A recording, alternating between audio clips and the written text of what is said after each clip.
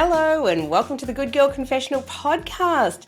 I'm your host, Sandy Lowries, and the Good Girl Confessional Podcast is proudly brought to us by WB40, Women Beyond 40, a platform for women 40, 50, 60 and beyond.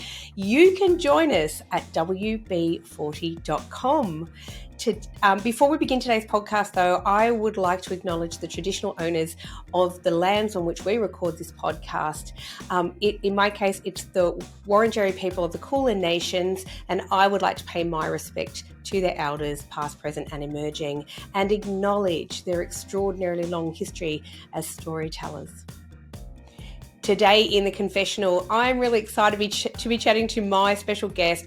Her name is Kate McCaffrey. Kate McCaffrey is an award-winning young adult author. In fact, she's got 5 award-winning young adult novels, which is extraordinary. She writes about incredible content, like topics that are often controversial but really, really important. But I'm talking to Kate today because she has written her first adult novel, and it is called Double Lives. It is a brilliant read. If you love true crime, you're going to love this book.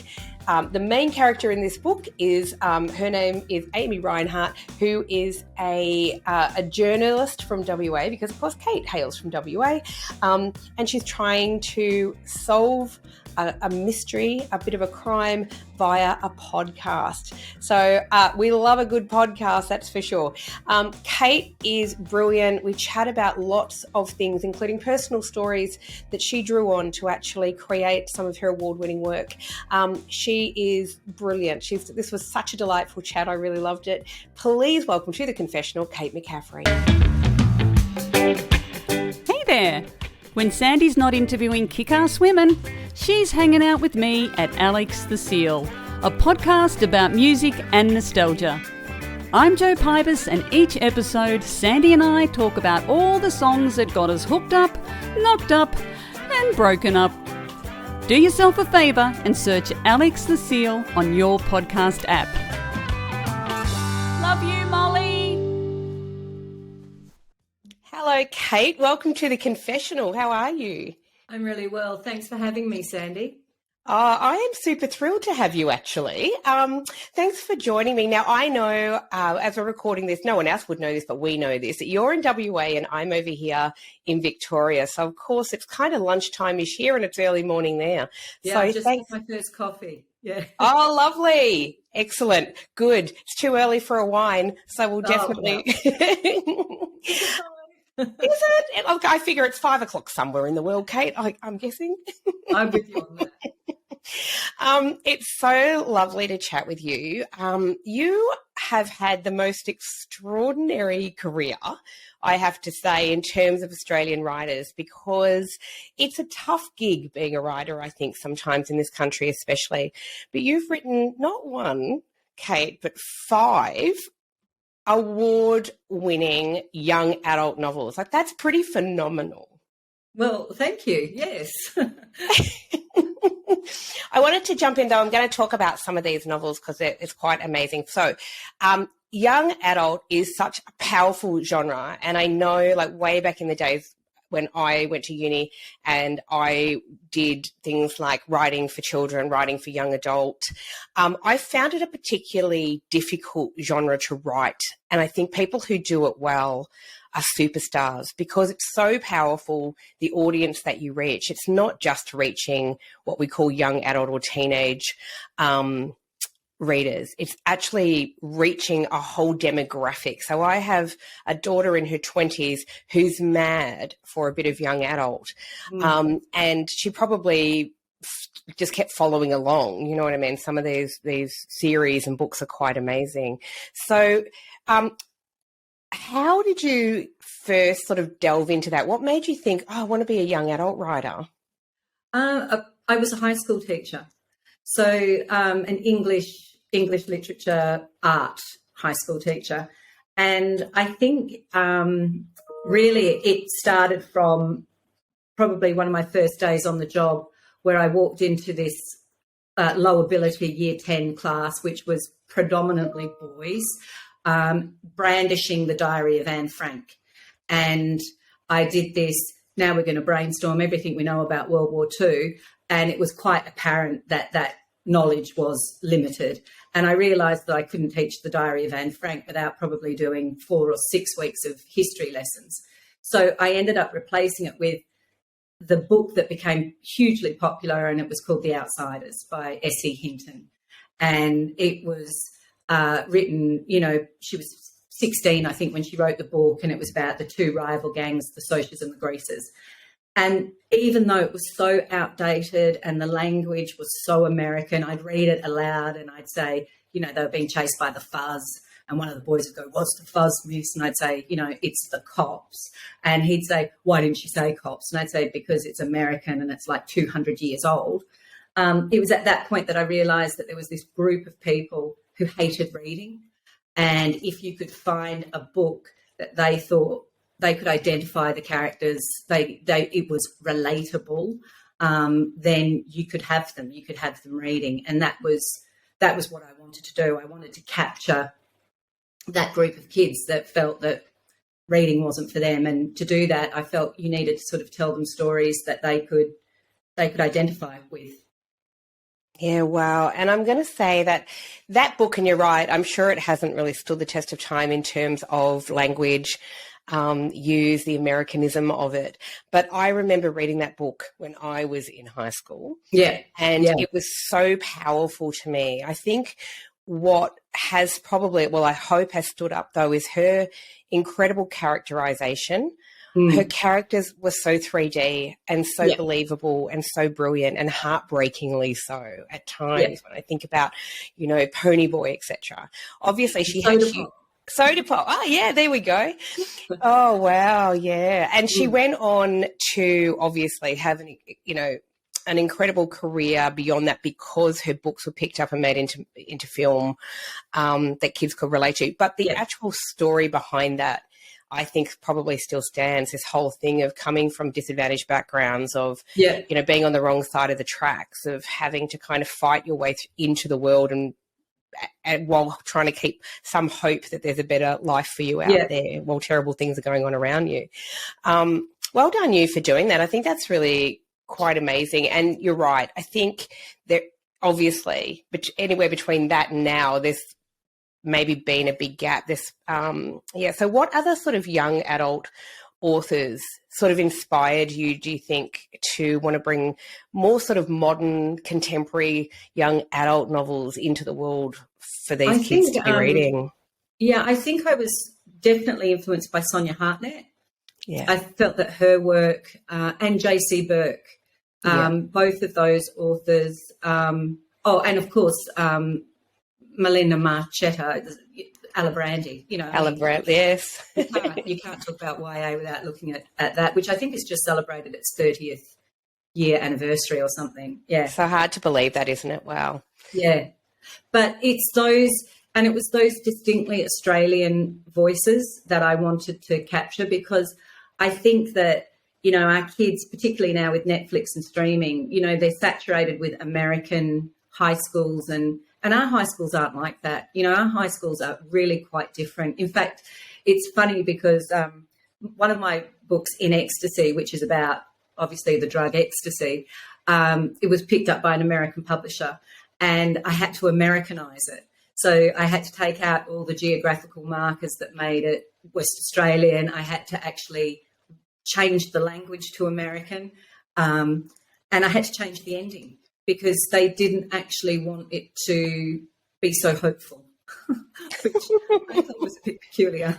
They wanted a bit of a darker view. So let me talk about these books for a minute, because, Kate, I'm going to keep all of our listeners in suspense, because you have just written your very first adult novel, which is exciting, and we're going to talk all about that. But I want to talk about this your young adult novels, because they're all award-winning. They're all quite amazing. So the first one in 2006, is that right, was Destroying Avalon? Yep. Destroying Avalon. Yep, brilliant. What's amazing about that one is you actually won the Western Australia Premier's Book Award for your very first young adult novel. Way to go. You sort of like, hit a high note and like, where do you go from there? So where did the idea for the first book come from? Oh, I was actually writing 2 other manuscripts at the time. And I stopped one. I finished teaching. I was on maternity leave. I finished teaching, and the last school I taught at was this technology school. And it was like a lighthouse school. It was the first of its kind, and I was teaching art, and I had all this technology, but the kids were navigating the systems much quicker than we were. And so we were seeing the rise of kids using technology to bully other kids. But I'd left and I was writing other manuscripts, and I stopped this day for lunch and I put the daytime TV on, which was a big no-no when I was growing up. But I figured I was a grown-up now and I had my own kids, so I could watch daytime TV if I liked. And there was this show with this American psychiatrist whose name I should not mention, Dr. Phil, talking to this young girl about this hideous experience that she'd had in this high school. And he used the term cyberbullying. And I was like, oh, that's what I was witnessing. And so then I researched it, and a quick research showed me that this was actually worldwide. And within a 2-week period, I wrote Destroying Avalon. It was actually called A Person of Interest, its working title. And I sent it out to several publishers, and Fremantle Press picked it up. And it wasn't even really a fully formed manuscript when I sent it to them, but they helped me develop it, and they helped develop my writing career. How amazing. And, for those listening along who may not understand it, that's actually quite rare, isn't it, to send out your very first manuscript, not even fully formed, and a publisher says, yes, I'll take it. But that sort of talks to how powerful your work is. And as you say, like how important that was, especially in 2006 when people were just starting to coin that term cyberbullying, bullying, later it would be, cyber trolling, and powerful voices like, say, Tara Moss, who came to the fore to say this is really happening and we need to be aware of it. And, incredible. Your next book, you were talking about in ecstasy. So I love that. Clearly about ecstasy, the drug. Goes on to win the Australian Family Therapist Children's Book Award. Is that right? Yes. Wow. Yes. So it was that award it's something that, so they say therapists, you should use this when you're dealing with adolescents to help them navigate perhaps, that part that they're going through, and this book might help them. So, that was a bit of an honour as well. Yeah, that's incredible. Okay, book number 3 comes along, and it's Beautiful Monster. I feel like I'm just listing them all here because they're so, this is so incredible and mind-blowing for me. So Beautiful Monster comes along. It's been listed as a 2011 white, is it Rover? Raven. White Raven, and kind of read my notes here. And but what's really nice is this was actually listed as a noteworthy book by the International Youth Library in Munich, Germany. Tell me about that. They select the 200 what they deem most noteworthy titles around the world. And so, it was a real honour to have Beautiful Monster listed as a White Raven. At that time, you're not meant to have favourites. It's like your children, but Beautiful Monster definitely was my favourite. And it's interesting because it's the only one of my 5 YA that I wrote in the third person. The other 4 are first person narrative. And it was just because this was a bit more psychological, because it was about eating disorder and body dysmorphia. So, and again, inspired by a student that I had who was in my art class, who wore the school woolen jumper no matter what temperature it was. It was like 45 degrees, and the jumper would be reaching down over the ends of her fingers, and she'd be painting. And it was only at the school ball in the July that I saw that she was a skeleton, and she had wasted away in front of our very eyes, and nobody had seen it happening. And then it was all the backlash that followed, why doesn't she just eat? And it was this isn't just about not eating. This is, a mental health issue. And that's why I wanted to write Beautiful Monster, and the way I wrote it was trying to show that. Congratulations on doing that. You're right, because I think, obviously all of the guests in the Good Girl Confessional are women, and what's really fascinating to me is that regardless of our age, that from the youngest age, we're sort of taught really early on that what is going on with us is often shamed, or people turn away, or people don't want to understand. The medical profession, thinks everything is in our, whatever, that they don't really look necessarily at what's going on for women. And women really have to fight to get diagnosed with certain things. Yeah. Eating disorders are, as you say, mental health, it's a mental health issue. Mm. And doesn't just affect girls, it also affects young men as well. And I think it's so fascinating that you delved into it, but you write in such a way that it's impactful, meaningful, and also that people are educated. And I think that that's such a gift that you have. I think also on that, the power of YA, like you were saying at the start, it's such an important genre, and particularly when you get into the classroom. I mean, I've been fortunate, all 5 of mine have been taught on the school curriculum.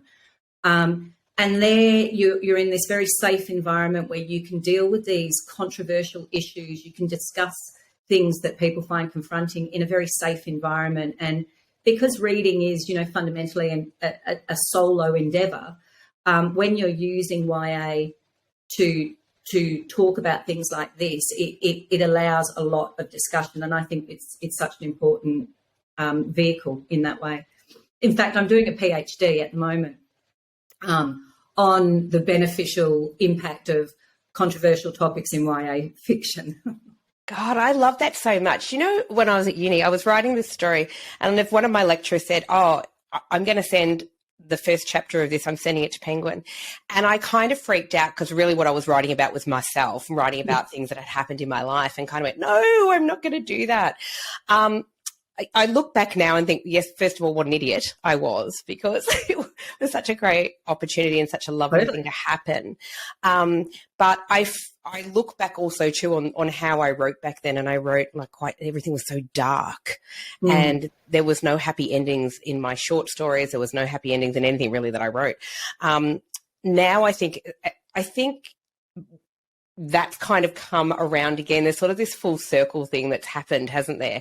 Yeah. Where we've gone from sort of the bleak to not so bleak to now it's bleak. But when I say bleak, and I should really say this as well, a lot of bleak novels, because they're talking about real life issues that are impacting so many kids, right? Yeah. And I think, I've been labelled, the queen of doom and gloom before, by reviewers because of the topics. I even wrote a middle grade manuscript, which hasn't been published, about an Irish leprechaun who gets rescued, and he can't give, the 3 wishes anymore. So he has to write up a contract because the tax department are watching and all of this sort of stuff. But even my leprechaun, it's a deal that's worse than a deal with the devil, because you don't want to, upset a leprechaun. So even when I try to deal with fairies, they're the gruesome ones that steal children. Oh my God, I love that. But I do think you're right. You're so right. Like the power of, I love that about you, by the way. I think that you're telling me about this leprechaun, and all I'm thinking about is seriously like the plight of immigrants in this country and trying to find a home and stay, right? So incredible. You are incredible. I think it's so important. I look at, one of my children is quite out there, but she's gay. And I think it's kind of having young adult novels in her life when she was growing up was so powerful for her. Yep. Now she's all, as I said, she's in her 20s, and she's mad still for young adult novels written kind of more in fantasy fiction. Yep. She loves all of that kind of stuff, fantasy, and not so much sci-fi, but fantasy is big. And I think that's the power of things like, say, the Harry Potters, the Lord of the Rings, which has, written in the 40s, never ever gone out of print and never gone out of vogue, which is quite. What is it about that? Do you think that escapism? Yeah. The sort of like it's sort of they offer like an alternate universe, or where outsiders can fit in, and and I think I mean, I've looked at the fantasy genre and how it appeals particularly to those kids that perhaps don't fit the mainstream. And, you know, like the kids that felt betrayed by J.K. Rowling's with the tweeting about transphobic stuff. Yep. They felt betrayed because they felt that she had created this world that they belonged in and they fitted in. So, I mean, that's how powerful it is, I think. Yeah. Yeah, I think you're right. I really do. I actually had a fabulous guest on the podcast recently, Carol Hay. She's still in the military. She's in the Navy, has a career, but she was talking about how the power of science fiction and fantasy characters were so important to her because she could see women in positions of power, but not having to defend themselves to be in those positions of power, which of course, as we all know, doesn't always happen in the real world. Yeah, we do know that. Yes. Yeah, it's quite fascinating. So you released book number 4, which was Crashing Down. This and then book number 5, which is Saving Jazz. Both of these books, again, won Australian Family Therapist Children's Book Awards, both of them, which is quite extraordinary. So tell us about that. What was the theme of Crashing Down? Crashing Down was actually the first manuscript I'd ever written. And as you were saying about, you know, your supervisor wanting to send that story to Penguin and it was about you, Crashing Down was about me. And it was basically, Crashing Down's about a girl who's in year 12. She tries to break up with her boyfriend who's a bit possessive and jealous, and he ends up having a car accident and puts him and himself, he puts himself and his best friend in intensive care. The best friend's got a broken neck and he's in a coma. And that actually happened to me 4 weeks before my final exams. And so I then, when he came out of the coma, he didn't recognise anybody except me. And I had to go to the hospital, and every time I'd walk out the room, he'd think a new day had passed and I was late. And it was this really surreal, bizarre experience, particularly for a 17-year-old who felt tremendous guilt for the accident. But it wasn't enough as a story. That was sort of like, you know, that emotional purging of that time in my life. But it wasn't enough to drive the story. So years later, when I revisited that manuscript, I ended up bringing in the issue of teen pregnancy. And then you're pregnant to this boy that you've broken up with who doesn't remember anything and blah, blah, blah. So that was kind of, I wanted to discuss that issue. And then with Saving Jazz, I actually sat down to write a completely different book. Actually, the manuscript I've just written for my PhD, which is Toxic Masculinity in the AFL, was the book I sat down to write. But I came across this Rolling Stone article about this young girl who'd been at a party and had drunk so much that she was unconscious and she'd been sexually assaulted. And I was like, oh, that seems like such a big thing. And all of a sudden I heard this mother's voice, and that became the prologue of Saving Jazz. And then it just seemed automatic to write it as a series of blog posts, and from the perspective of one of the perpetrators who was a girl. And so that's what Saving Jazz developed into. Wow, that's hugely powerful and really fascinating. And that's the thing about your writing as well. You're very intuitive in terms of what is really important for young people right now. And when we think about the Me Too movement, and while these incredible young women have, you know, created the whole Me Too movement, you know, they have done so on the shoulders of incredible women, many women who've come before them. Oh, totally. Right. But what they did was harness the power of media and harness the power of social networks and social media, and understood the reach that would have. And so Saving Jazz kind of really seems to speak so much to all of that as well. How many of us as older women have stories to tell from our youth of things that happened to us, and how many women never came forward to tell their truth or their stories until the Me Too movement kind of broke everything wide open. Yep. Yeah. Watershed moment, really. Yeah, totally. Yeah. And the manuscript that I've written for my PhD, which I handed over to my supervisors, and I knew it wasn't going to be the tick of approval. I mean, they were very pleased with it, but it's basically about consent, and I use the AFL setting because obviously Australian football is huge here in WA. I know the NRL and the other rugby codes are big over in the east, but it's AFL really here. And I was doing the research into it, and at that point, not one AFL player had ever been charged with rape or found guilty of rape. And the research, you go down this rabbit hole of like all of these cases, and it all comes down to you can't prove consent was not given. And so I wrote this book, and I've written it as back-to-back stories. So it's her story and his story, and you can read them in either order. And it's about, obviously from the footballer's perspective, but it's also from the female perspective. So I'm hoping, to really sort of get cracking on the rest of that and get that out as soon as possible, because to me, that's the big conversation now is how do we teach consent? I know that the Education Department are rolling out a curriculum on consent, but also, like delivering it through a YA novel again has another different, delivery mode attached to that. And yet again, so powerful when we think about what's currently going on in federal politics in terms of changes being made to the bill, for consent. What is consent? And looking at, coercive control, looking at all of the things, right, is so powerful. And I actually work within an organisation, a feminist organisation, which is a women's legal service, which is quite, was very big on helping to support the changes to that bill coming through. I think it's so important. And you're right. I think for that story, which sounds so powerful, and you're right, AFL's massive here in Melbourne as well. Don't you worry about that. For that story to be in a young adult novel is powerful because it'll be reaching, not just young women, but young men who are going to read that in. Yeah, and that's what I wanted as well. And toxic masculinity does not just affect women. Like when you look at, and I don't want like the male perspective. It's not to vilify men.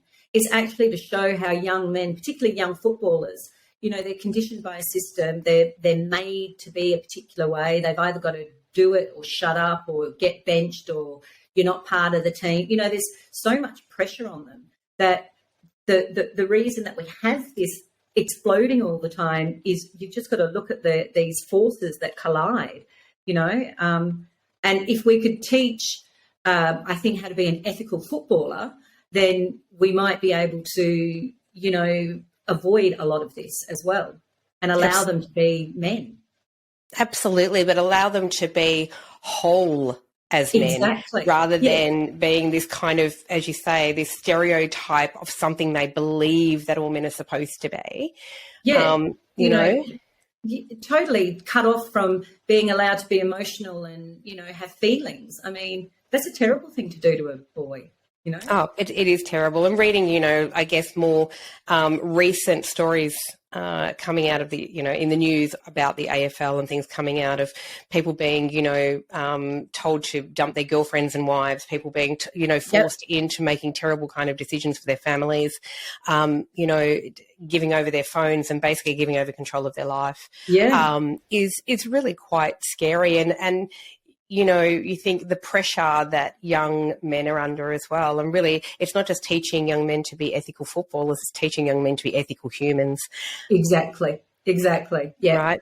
And for them to be able to show emotion, empathy, kindness, caring, and for them to actually embrace those parts of themselves as well is so important. You're right. So I'm so super excited. I actually can't wait to read that when it comes out. It sounds pretty extraordinary. So you've touched on that you've written other things. One of the things that you have written as well, by the way, as an English teacher, former English teacher. Sorry, I didn't hear that bit. Sorry, I was saying one of the other things that you've written which obviously came out of your teaching career, is the Mostly English Teacher's Survival Guide to Marking. And my son's about to get married and his future wife is studying to be a teacher as we speak. So I'm quite interested in that. How was it accepted, or how was it, taken? Well, it's a double-edged sword here, because it's coded marking. So it's trying to reduce the amount of time it takes to mark a paper. And so instead of writing lengthy comments that the kids don't actually read, you just put down codes. And then the kids have to read the code and then make the improvement. And so you're actually creating a feed-forward system, because feedback is the most effective way of improvement, yet it doesn't get enough focus or time, because this whole teaching situation is time poor. So I've gone out, I created that book. It reduced my marking time by 50%. And I was a relatively quick marker anyway, but I rolled it out with other people and they love it. But because they're so entrenched in their marking system, they have to learn something new. And so that's kind of where it perhaps wasn't successful. But we're actually developing an app at the moment with some software writers. And I've actually just done the first time trials this week with using it as a computer app. So that actually might work. So we're looking forward to that. Oh, I love that. So is there nothing you can't do, Kate? That's what I want to know. I'm pretty sure there's a lot I can't do. I love that you're working on that, though, and embracing technology as a way to kind of make life easier for teachers, because let's face it, especially since COVID, my God, teachers seem to be everything. They're not just teachers. They're counsellors, they're carers, they're friends, they're all of it. It's a lot. Yeah. And the pile on, the workload for teachers has just increased exponentially and nothing is taken away. And I look at marking as the one thing that is unchanged. Everything else in education, contact with parents, everything being uploaded to Sector, Connect, whatever your platform is, blah, blah, blah, blah, blah.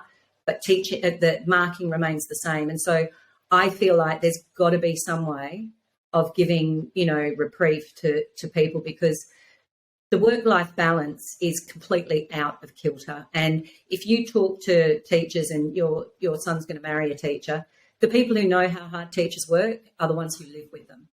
And, you get so many school holidays, but in your school holidays, you're marking and you're prepping. The only time you ever get school holidays is at Christmas. And that's probably not for the entire time either, because you start to prepare for next year. So I would love to be a part of a solution to help teachers. I would love it.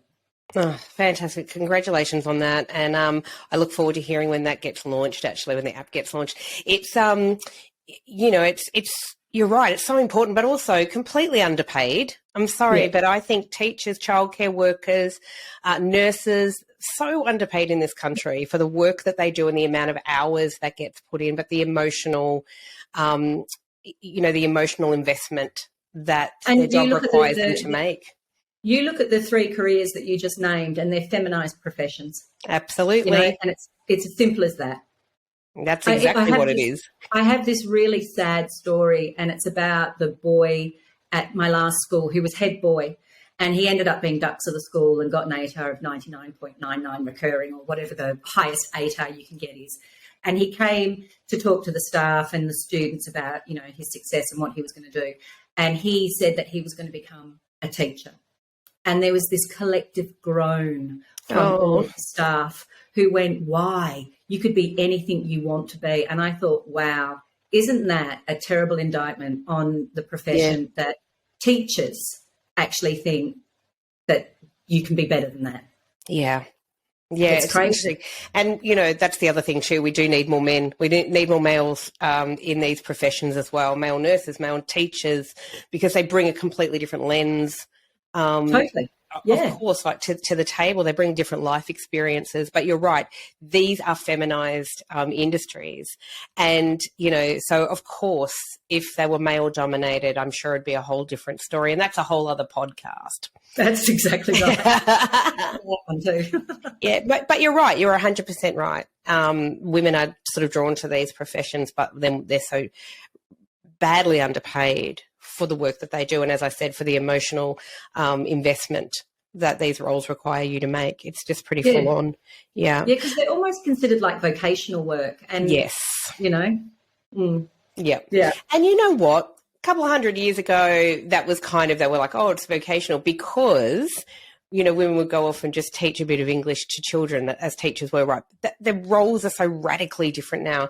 Teachers are holding the minds of children literally in their hands. And I know there's I was like, every time I say the melding of minds, I always think of School of Rock, that film. But it's true, right, is that you're bringing young people in and how they learn and what they learn and all of these kind of emotional things has changed so radically over the years as well. It's not as simple as just open up to chapter 1 and read through it and answer some questions. No. And the pressure, no doubt, on teachers to come up with more innovative ways to be thinking outside of the box, to be trying to, find new ways to teach children with ADHD or diversified learning is so important, right? But it must take a huge emotional toll. Totally. And if you've got a class of 30 kids and you've got, most of them have got their individual needs, you're trying to teach 30 different ways, and it's such a important profession that really needs, a spotlight shone on it, because as you know, there is this massive shortage nationwide of teachers. And the reason for that is they're walking off the job because they can't do it anymore. And, I'm one of them. I resigned from teaching at the end of 2018. Yeah, wow.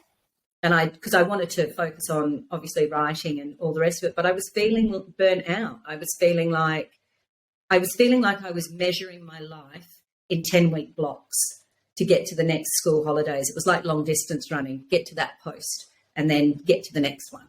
And I thought that's not how you should be living your life. No, look, it's really not, is it? It's really not. And I'm sorry that was your experience, because it's bloody hard. And I'll just say a big thank you, on behalf of all the kids that you've taught over the years before you resign, because I think teachers are just bloody unsung heroes. You're quite amazing, honestly. Yeah. And before I move on and talk about your brilliant new book, one thing I did want to say, I want to just circle back a little bit to Crashing Down. Thank you for sharing with us that is your story, that really happened, because I imagine that in writing that would not have always been an easy thing to put pen to paper or, to be typing on your laptop and getting that out. I'm sorry that you went through that. I think that's quite extraordinary for a 17-year-old to go through that experience. Yeah, thank you. Yeah, I suppose when you're in the thick of it, you don't realise how hard it is.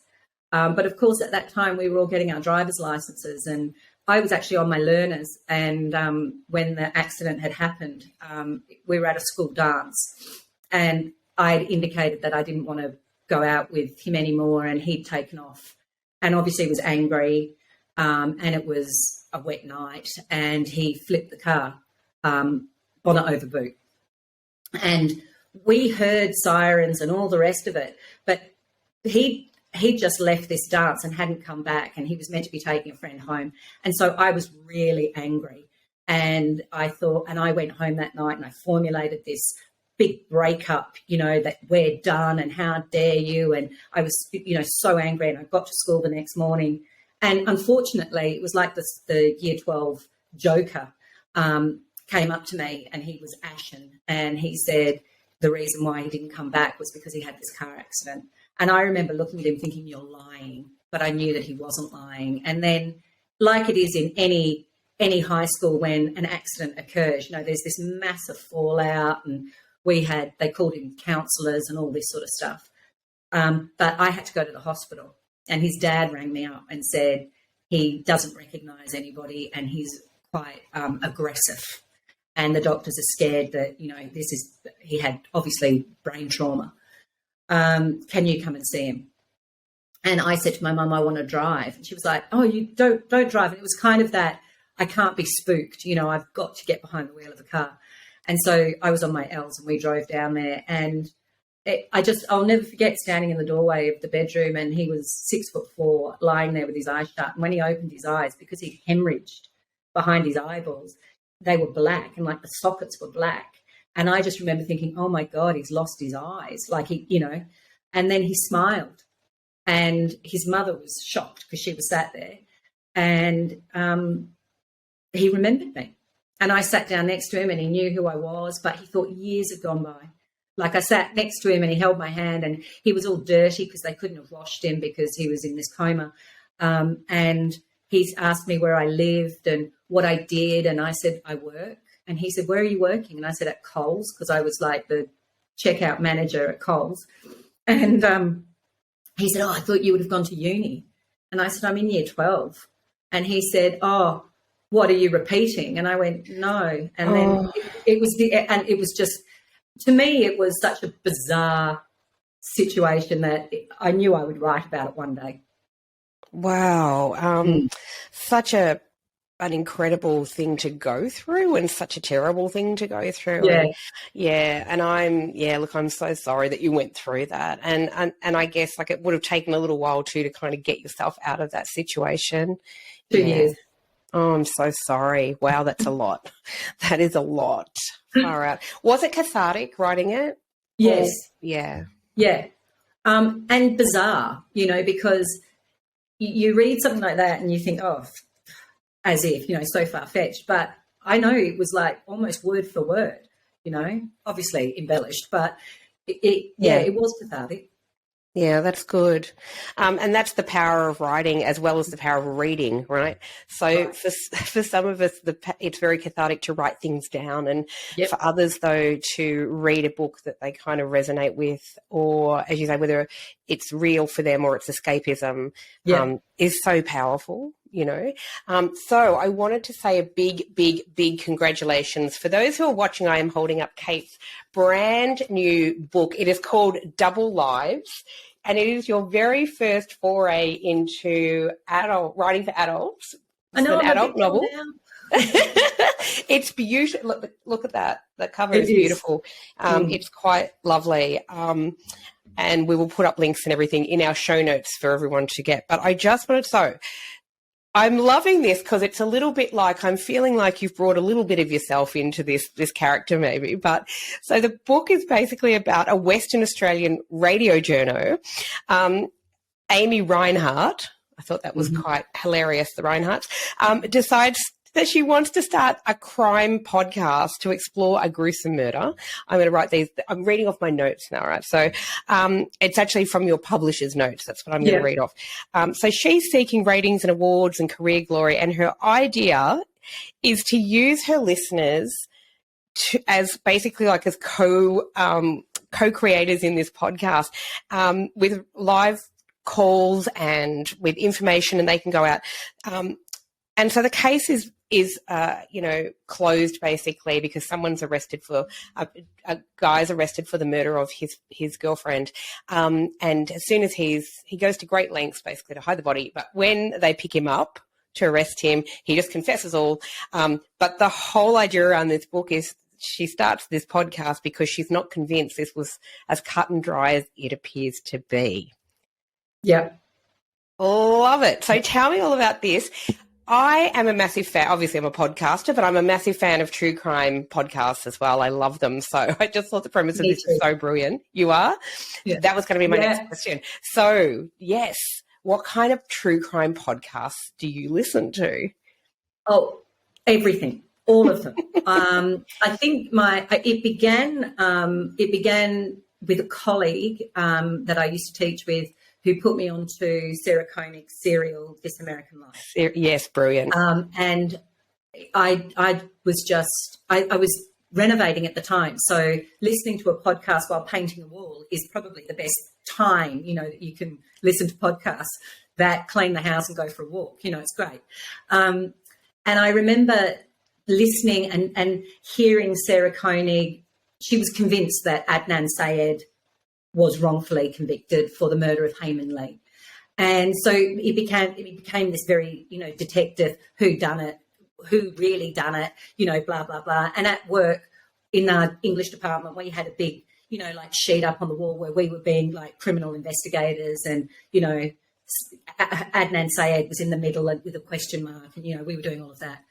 And I just loved the whole idea of the podcast. And so then I got hooked on podcasts. Obviously, Hedley Thomas, The Teacher's Pet. Brilliant. And those two are very significant podcasts, as we know, because Adnan Syed's just been released from prison after 20 years, and Chris Dawson has just gone to prison after 40 years. So the power of the podcast, and that's what I really wanted to look at. I don't know if I set out to write a podcast. I set out to look at that murder. But then the next chapter I'm writing, hi, I'm Amy Reinhart, and this is Strange Crime. And I went, oh, okay, this is where we're going. Right. So that's how that sort of frame narrative actually happened. I love that. And that your character actually took you by the hand and said, this is where we're going now. Absolutely. Yeah. And and of course, she's a dogged reporter, and she wanted to find out, and she had her own agenda, and, so yeah. Oh, I loved it so much. As soon as I read it, I was like, ah! So now I haven't quite finished your book, and I had told you that when we first jumped on. So we can't give any spoilers, but nor would we want to, because we want the readers to go out and buy a copy of Double Lives, because it's brilliant. So far it's brilliant. Look, I'm on the edge of my seat, just so you know. But I love it. I love to, like the notes I have here is that her investigation, so your character Amy, it plunges her into a world of drugs, sex, gender identity, and religious cults. Yeah. So it's basically got everything you want, right, when you're talking about true crime. This is so fantastic. Yeah. So I don't think this is a spoiler to say that the girl who was murdered is a transgender woman. Yep. And I don't think it's a spoiler to say that, but I didn't want it to look like this was an issues-based book about transgender. I wanted it to be a book about all identity. And it makes people question themselves. And also about how what compels somebody to brutally murder somebody that they love? What compels them to do that? And I think that that's also part of why we like true crime, is to try and work out that human psyche. What made you do that? And it's very unsatisfying to hear somebody say, I just did. Like, no, you didn't just do that. Why? And I think that's all part of us trying to understand. I don't know, maybe it's a psychological need to try and protect ourselves by knowing, these things. But I really wanted to examine that, and also to look at how ideologies, particularly fundamentalist ideologies, can be so damaging. And that's why there's this religious cult involved in it. I actually love that element of it. I've got to say, I really do. For a number of reasons. I mean, one, that I'm kind of fascinated by cults. And sects. And I'm currently listening to an amazing podcast called Culty.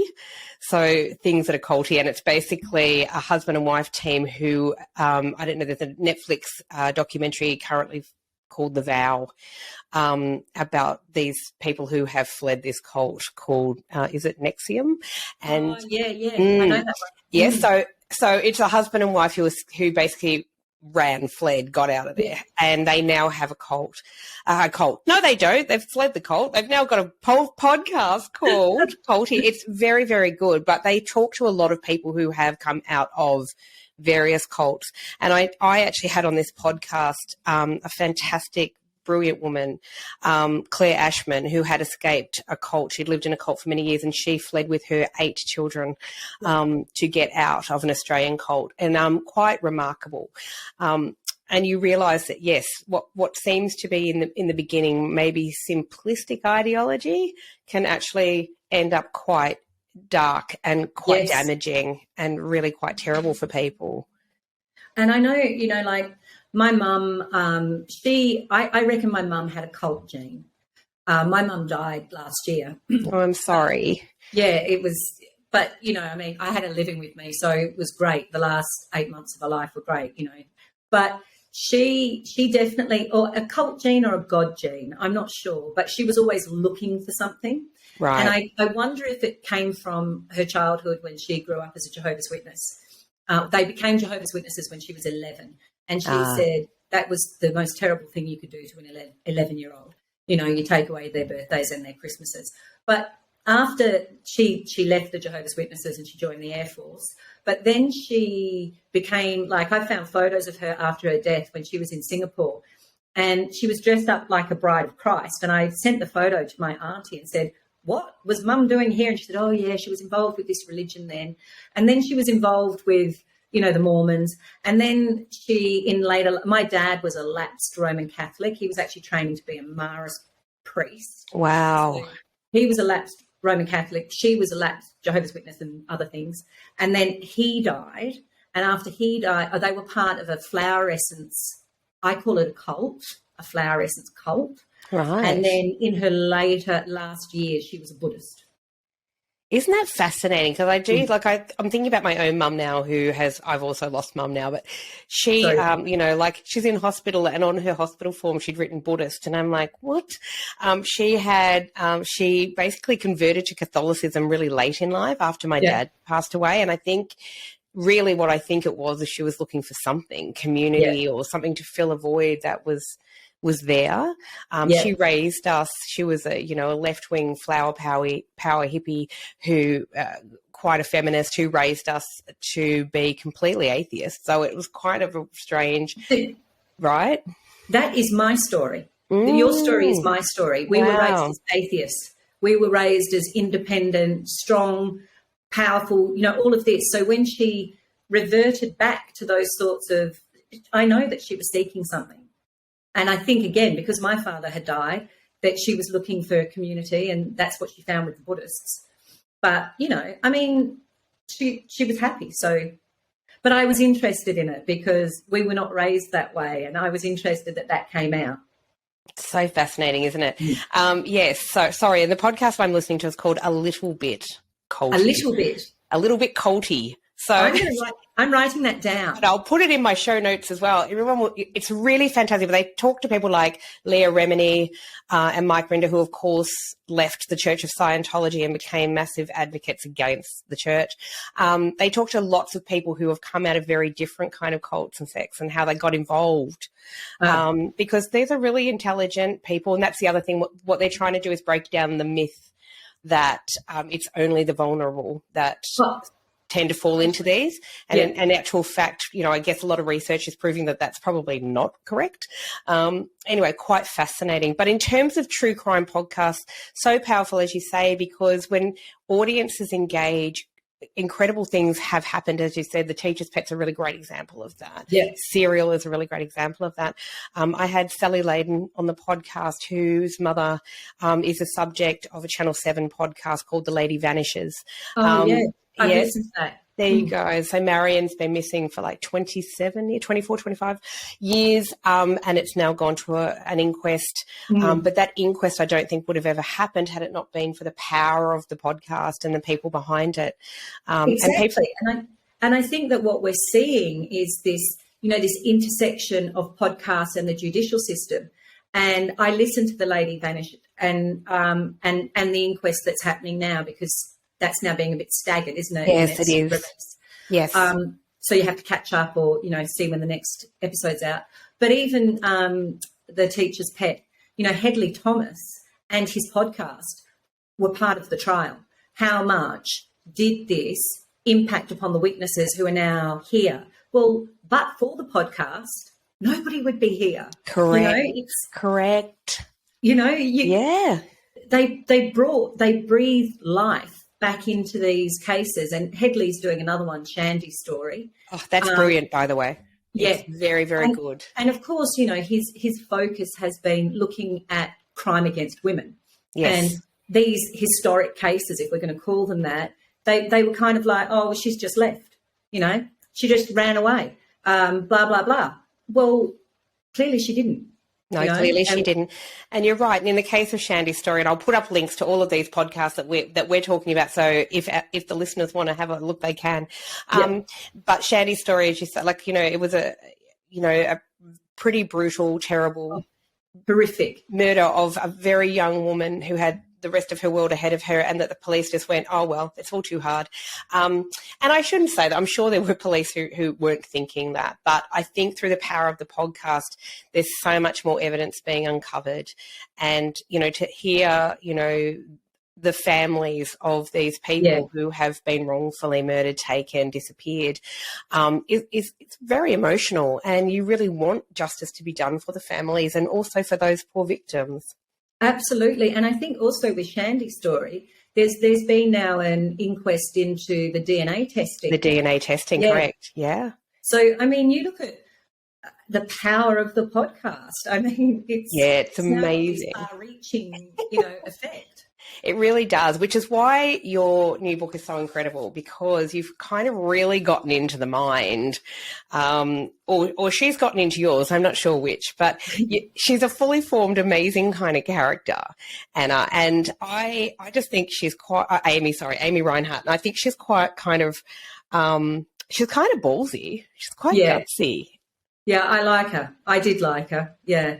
Yeah, she's quite amazing. And but you really have gotten into that. And I thought I have to ask you if you love a podcast or two, because, obviously your research is quite extraordinary as well. When I did an interview with somebody who asked me how difficult was it to write the podcast, because it's sort of, written a bit like transcripts and whatever. And I was like, it wasn't. It was so easy and natural. And really what's really exciting at the moment is Double Lives is being turned into an audiobook. And exciting. It's really exciting because they, instead of just having a narrator read the entire story, they're going to perform the podcasts. So they've got all these different voices happening, and they're taking out he said, she said, and they're just going to make it sound like a podcast. So I can't wait to actually hear it, because I've approved the talent, and the talent is super talented.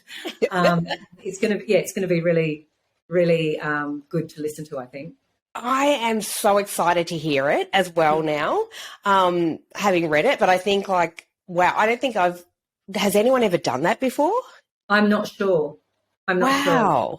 What a great concept. Yeah. And I suppose for me, because I am a podcaster, so I'm the host of this podcast. I'm the co-host of another podcast about music, which is called Alex the Seal, with my gorgeous co-host, Joe Pybus. But I think as a podcaster, I'm fascinated when I'm reading it. It just makes total sense. Do you know what I mean? So it's actually so good. It's so brilliantly written. It's such a great concept as well. But I think, you're very, very good at exploring human beings and creating characters that feel very, very real, and exploring their identity. And I think that that's such a gift that you bring. Oh, well, thank you for that. I don't know what to say. I am going to put the show notes up, as I said, to everyone, so they can get their hands on this beautiful, amazing book. It's quite a powerful read. I really love it. If you like a little bit of mystery, if you like a podcast, if you like true crime, and even if you don't, I'm going to say go out and buy this book and give it a read. It's fantastic. But before I say goodbye to our beautiful guest, I will want to ask you, because the Good Girl Confessional Podcast is part of the Women Beyond 40 platform as well. So what does being a woman over 40 mean to you? I loved being in my 40s. I loved my 40s. I think also in my 40s, I'd left my partner, who was the father of my two children. I had gone out, got my own house, got a new job. It was all the same time my father had died. It was like this renaissance, basically. And I walked into it being 40, and I was like, this is great. I loved my 40s. I'm in my 50s. love being in my 50s. I think every decade above ground is a good decade, and there's just so much to do. And I think that, you know, I'm in a position now where I'm doing the job that I wanted to do, and that's be a full-time writer. The pay's not great, but I don't care. You know, I'm sort of, my kids are now, you know, in their 20s and they're self-sufficient, so I don't have to worry about school fees and, you know, that sort of stuff anymore. So I can do this, and yeah, I love it. I love being in my 50s. I love what I know about the world now, and I think that also makes my writing perhaps, you know, a bit more layered or whatever, because I can see different things now. So yeah, I love it. I think it's great. Brilliant answers, and I'm a woman in my 50s as well. So there you go. Yeah. But I think it's so great to chat. I'm very lucky to get to chat to women who are 40, 50, 60 and beyond that. Yeah. You know, and I always call it hard-won wisdom. Okay, because no one hands it to us on a silver platter, and we've got to live it. To gain that knowledge, right? Yeah. Congratulations on this extraordinary new book, and congratulations on all of the success you've had as a writer. Thank you. You really are incredible. Your writing is brilliant. You know, it's quite fascinating. In reading this, I can actually see that you could become a podcaster yourself. And no competition for me. You're right. Oh no, the more competition, but I always say the more women who are singing in the choir, the louder the song gets. Absolutely. I'm with you on that. Yeah. Congratulations for everything you've done. And I will, as I said, put the show notes in so everyone can jump on board. They can find out how to follow you, where to find all of your books, the young adult books, which are really powerful, and your brand new book, which is called Double Lives. It's very exciting. That's right. Thank you. Thanks so much for joining us. Thank you. It's been great. What a great conversation.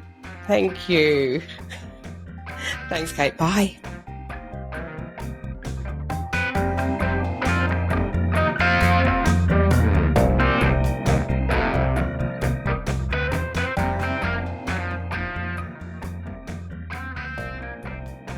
Thanks for listening to the Good Girl Confessional Podcast. The Good Girl Confessional Podcast is brought to you by WB40, Women Beyond 40 magazine. Available now at WB40.com. The Good Girl Confessional Podcast is available on Apple Podcasts, Spotify, and wherever you listen to quality podcasts. We're also now available on YouTube. We chat with really interesting women about their hard-won wisdom, but it really helps us if you can subscribe, like, and share the podcast. Thanks so much for your support. Bye for now.